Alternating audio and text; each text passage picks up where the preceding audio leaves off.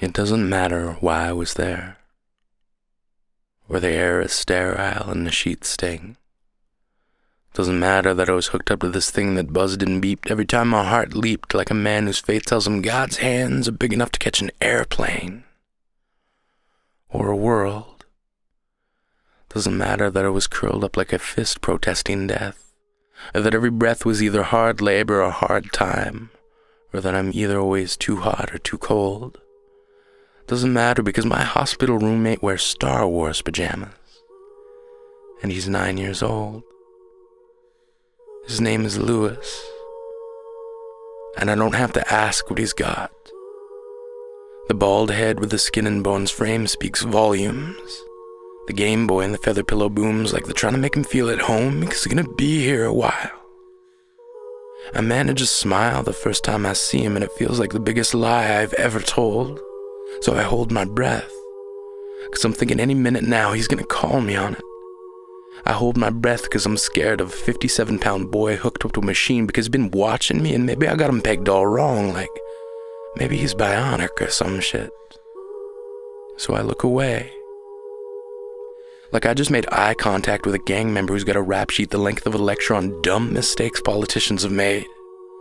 I look away like he's gonna give me my life back the moment I got something to trade. I'd damn near pull out my pack and say, "Cigarette." But my fear subsides in the moment I realize Lewis is all show and tell. He's got everything from a shotgun shell to a crow's foot, and he can put them all in context, like, see this from a shooting range and see this from a weird girl.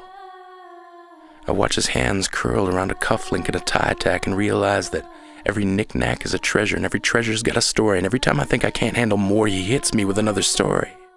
He says, see this from my father, see this from my brother, see this from that weird girl, see this from my mother. Took me about 2 days to figure out that that weird girl is his sister. Took him about 2 hours today after she left for him to figure out he missed her. They visit every day and stay well past visiting hours because for them that term doesn't apply. But when they do leave, Lewis and I are left alone. And he says the worst part about being sick is that you get all the free ice cream you ask for. And he says the worst part about that is realizing that there's nothing more they can do for you. He says ice cream can't make everything okay. And there's no easy way of asking, and I already know what he's gonna say, but maybe he just needs to say it, so I ask him anyway, are you scared?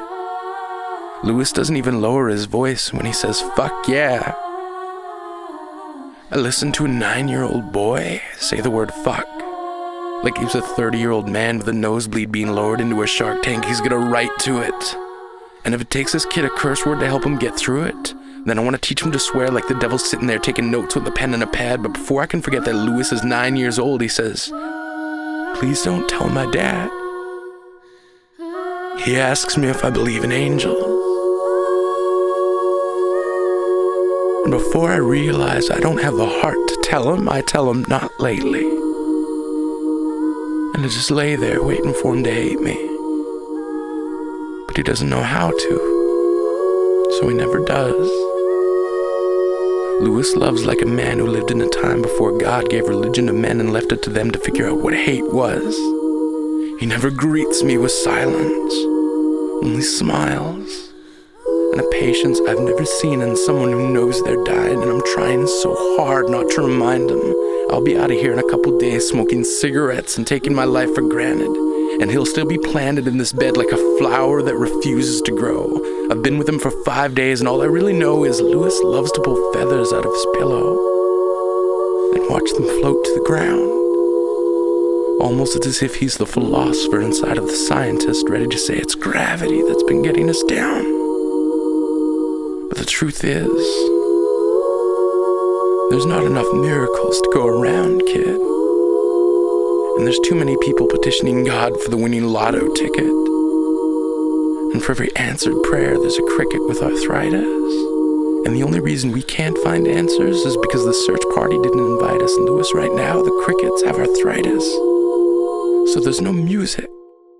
No symphony of nature swelling to crescendos as if we've been halos into melodies that can keep rhythm with the way our hearts beat. So we must meet silence with the same level of noise that the parents of dying 9-year-old boys make when they take liberties in talking with heaven. We must shout until we shatter in our own vibrations, then let our lives echo and grow distant. Grow distant enough to know that as far as our efforts go, we don't always get a reply. But I swear to whatever God I can find in the time I have left, I'm gonna remember you, kid. I'm gonna tell your story as often as every story you told me, and every time I tell it, I'll say, see? There's bravery in this world. There's 6.5 billion people curled up like fists protesting death. But every breath we breathe has to be given back. A 9-year-old boy taught me that. So hold your breath. The same way you'd hold a pen when writing thank you letters on your skin to every tree that gave you that breath to hold. Then let it go. As if you understand something about getting old and having to give back, let it go like a laugh attack in the middle of really good sex. The black eye will be worth it. Because what is your night worth without a story to tell? And why wield a word like worth if you've got nothing to sell? People drop pennies down a wishing well as if the cost of a desire is equal to that of a thought. But if you've got expectations, expect others have bought your exact same dream for the price of the hard work, hang in, hold on mentality. Like I accept any challenge, so challenge me. Like I brought a knife to this gunfight, but the other night I mugged a mountain, so bring that shit. I've had practice. Lewis and I cracked this world wide open, found the prize inside as we never lied to ourselves. Never told ourselves we'd be easy or undemanding. So we sing in our own vibration and dare angels to eavesdrop and stop mid-flight to pluck feathers from their wings and write demands that God's hands take the time to catch you.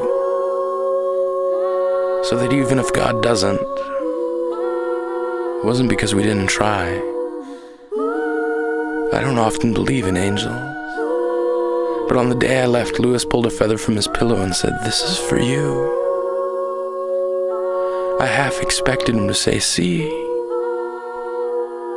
this is the first one I grew."